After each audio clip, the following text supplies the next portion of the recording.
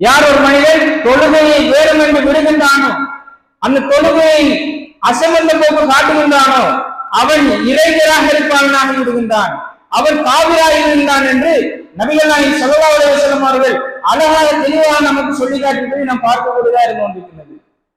அன்புக்குரிய இஸ்லாமிய உறவுகளே, அல்லாஹ்வுடைய நல்லடியார்களே, அல்லாஹ்வும் அல் குர்ஆனிலே சொல்லி காட்டுகின்ற பொழுது எவ்வாறு சொல்கிறார் என்று சொன்னால், வமன் அஅரத அன் ஸிக்ரி ஃபஇன்ன லஹு மஈஷத்தன் லங்கா, யார் என்னுடைய நினைவிலிருந்து தூரமாகின்றாரோ அவருடைய வாழ்க்கை மிக நெருக்கடியான வாழ்க்கையாக இருக்கும்.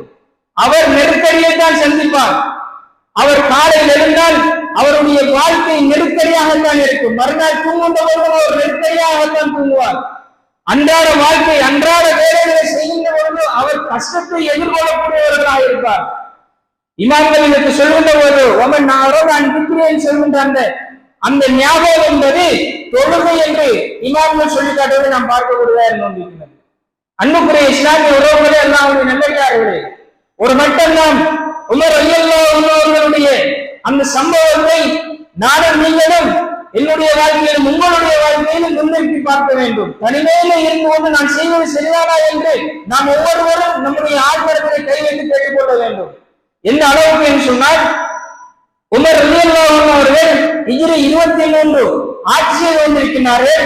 சுபஹுடைய நேரம், சுபஹுடைய அதான் ஒழிக்கப்படுகின்றது. அந்த நேரத்திலே உமர் ரலியல்லாஹு அன்ஹு அவர்கள் பள்ளிவாசலுக்கு வருகிறார்கள். இமாம் ஜமாத் நடத்துவதற்காக வேண்டி பள்ளிவாசலுக்கு வருகிறார்கள்.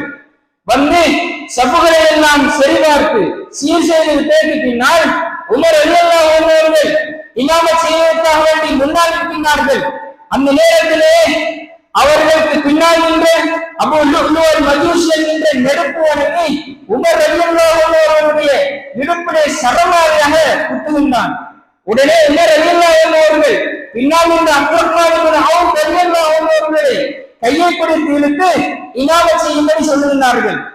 மக்கள் எல்லாம் உமர் ரலியல்லாஹு அன்ஹு அவர்களை வீட்டுக்கு தூக்கி செல்கின்றார்கள்.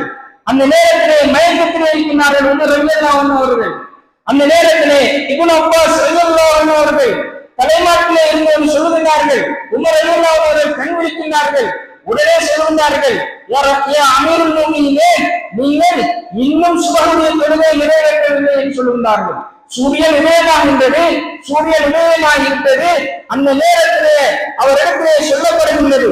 உடனே அந்த நேரத்திலே இருக்கிறார்கள். எவ்வாறு இருக்கின்றார்கள்? குத்தப்பட்ட நிலையிலே, மயங்கிய நிலையிலே இருக்கின்றார்கள். எந்தவித சிகிச்சையும் அளிக்கவில்லை. அந்த நேரத்திலே உமர் ரலியல்லாஹு அன்ஹு அவர்கள் கேட்கின்றார்கள், மக்கள் தொழுகையை நிறைவேற்றி விட்டார்களா? மக்களுக்கு